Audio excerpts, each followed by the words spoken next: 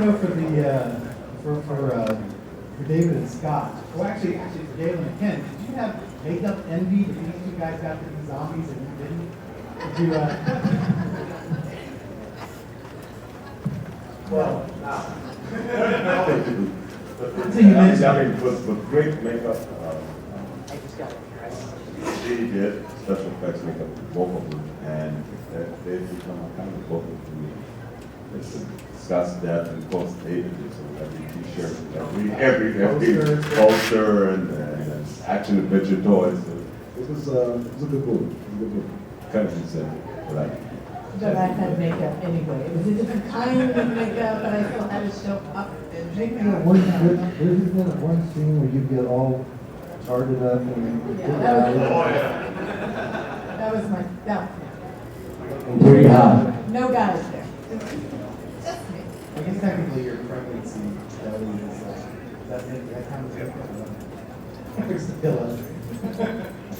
Yeah. I'm curious that one of the funny things that always makes me laugh about the movie is how blue zombies look sometimes. Did they look that blue when you were there? Or because I know that Savini is going more for gray, but on film it kind of came out a little blue. How did that look in person? I'm curious. I have a very good friend of mine who to this day says, no, they were all green. Yes, he's in color. So I never thought of them as anything other than gray. they depended on who made you up.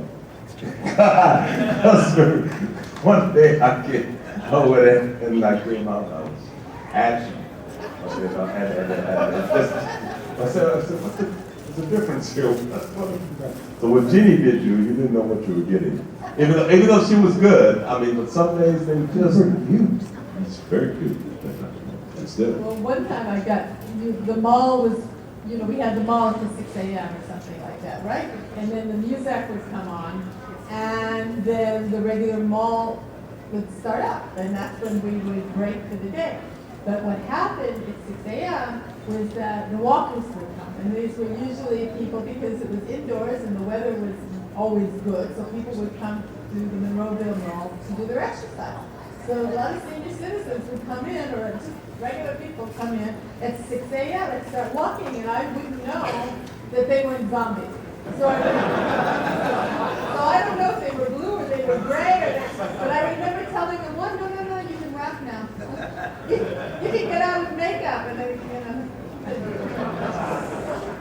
Is it true that you basically had to break shooting at 6 a.m.? You said the music came on, but the mall didn't open until 9. But was it true that the reason you basically had to stop at 6 because no one knew how to turn the music off for those 3 hours? I heard that somewhere. Maybe it's in the documentary or something. I just looked at 3 hours to get a shot every day. That we didn't have to turn the music off. So, okay, that's what. So it was 12 hours of shooting was enough, Yeah, we were done. It was what, 10 or something? I read 10, yeah. And don't forget there was a lot of cleanup. A lot of blood on the wall. The thing that always struck me, and I didn't realize that you had intentionally done this, Galen, was that you wouldn't let your character scream. That you wanted her to stand for something that was stronger than what was going on in a lot of horror at the time. And is that true? And tell me about that decision. Well, I believe that women should not be the ones screaming and running. And so, no, I wouldn't scream. And I think George said screaming. I heard some screams that I didn't do, but that's okay. But no, I think it was a time when, Sigourney Weaver had just done Alien. I don't know who else was out there doing women, and Jamie Lee Curtis was maybe doing something, Halloween. But there were very few women at the time who were standing at the front. I mean, now there are a lot of women in films who are the ones who are, who are fighting the evil or whatever, but they're not running. But at the time, the women were not doing it. So I said, no, I'm not screaming. And we would have teased the hell out of her. She knows it. So she was surrounded by 3 guys, and we had to practically live together for 2 months or 8 weeks. And so she was, we ate a lot of things at home. She, of course, threw them right back at us, so she wasn't about screaming. No screaming and no crying. No screaming and no No crying. crying in Who are mom. you No guys? crying in zombie film. Was it you that slid down the escalator thing? I just, Yeah. as a kid, Yeah. holy crap, that looked like so much fun, and you probably ruined it for the rest of us, because then they put those little things on it now, so you can't do that anymore, but man, to this day, I never stopped looking for an escalator that I could just hop down. From then, I've always called those little things grinding your bones. And now we all will. That happened because in the script it says that Roger runs down the escalator steps, and I just looked at it and I said, George, what if I slide down? And he kind of glanced and he went, okay. I said, just have somebody stop me so I don't break my back when I land, and so that was just one take. Yeah. It was fun. That sort of hyperactive character. He was very hyperactive. And then I've read, David, I read somewhere that George says that your zombie walk is his favorite zombie walk of all time. What was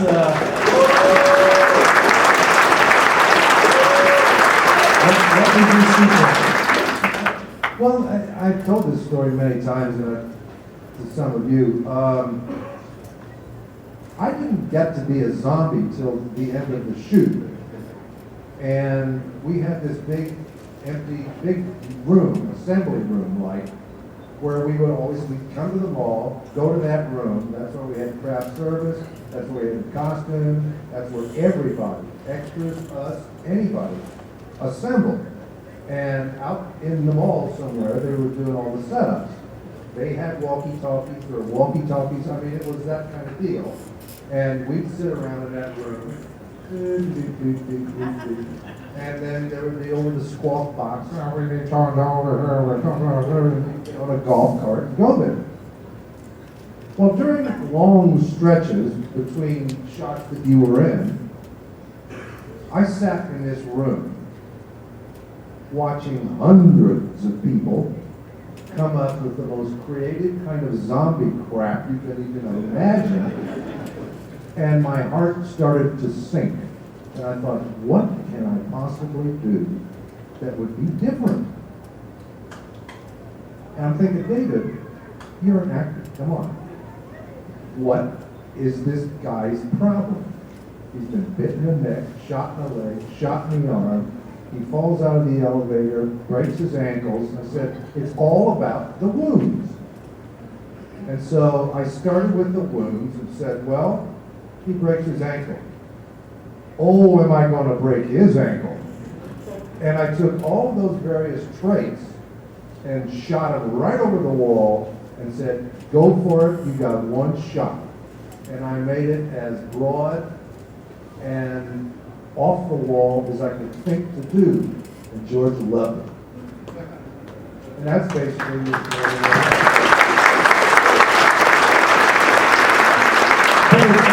It's all based on what happened to the character.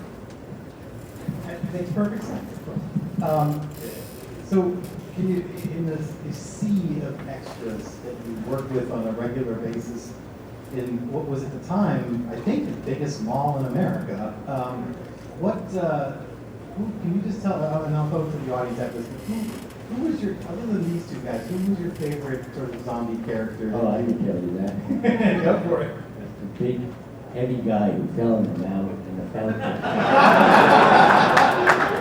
They must have used a gallon of paint on him every night.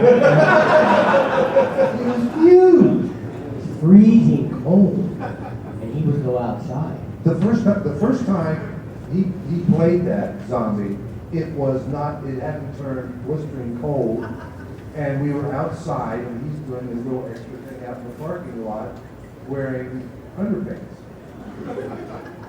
Well, he grew to rue that decision because it soon got to be very cold, and he stayed in those stupid underpants and fell into a pool. And he just bounced into the fountain like a beach ball. Because I was watching it happen, I was going, oh my God. He hurt himself or something. He did. Did you have a consensus? Can we? I just think that the thing that really, I was attracted to zombies, we were also excited about being a part of it. I mean, they were, no one was, I mean, and the gentleman we mentioned, I asked him, you know, when we had a break, he came in from outside the street and said, I get something, can I cover you up when you want to speak? Oh, no, fine, I love it. You ready to go? And they were all that way. Everyone was just, and it was like a private, a badge, pride. I'm a zombie. Zombies. I mean, look, it's like, And George Bush apart gave them all their heads. He just said, you make up a zombie, and he said, there are 2 or 3 rules, you can't drag your foot. I mean, I can't remember what all, there were only 3 simple rules. But other than that, go for it. And they had a hell of a lot of fun. remember this, Clayton and Sherry? These people don't know how to walk as zombies. You zombies don't walk that way. We had 2 people, the nurse zombie and the, I guess Clayton was what? What is it? The sweater zombie or something like escalator zombie. Yeah, and so they were kind of in charge of the herding the zombies, and they did other things, you know. And so they were very upset that, you know, they had it perfectly, you know, and the rest of the people had no idea of what a zombie was like. I said, well, how do you guys know? Well, we know, we studied that. I'll never forget, one time when we were shooting downtown Pittsburgh, we would assemble, we were shooting in George's office somewhere. And so, you know, got to be around time, 10 o'clock at night. I went down there, went up the elevator, and there were a couple of guys that we all know, a guy named Jay Stover and a guy named John Amplis. John Amplis played Marshall. And he's also in a tenement singing and all, you know, good actor. Yeah. So anyway, I'm standing there, and they were both in charge of casting, extras, and stuff like that, among other things. And I go up the elevator, the door opens, there's Jay yelling at John, God damn it, John, I asked for a guy with one arm, you give me somebody with no legs. What am I supposed to do? We must be doing a horror movie. I like my favorite, I had a personal little sentiment to the nun zombie. And it was a big moment between me and George because she got caught, the habit got caught in the penny store. And so I said to George, well, we have to shoot her, you know, we have to kill her. And George just sat there, and we sat there, and he sat there, and he looked at me and he goes, no, you can't kill a nun. You have to let her go. I said, but she's dead. And she's like, no, we have to let her go. So that's when I opened the door and she slipped away. Was she the one who was dragging the toaster? The nun? I don't think so. No. Somebody was dragging the toaster. No, she just had her That was a habit. hospital guy, wasn't it? Yeah. A hospital guy. Yes, the house that I found. Yeah, Right. he's back. Yeah. I want to make sure we get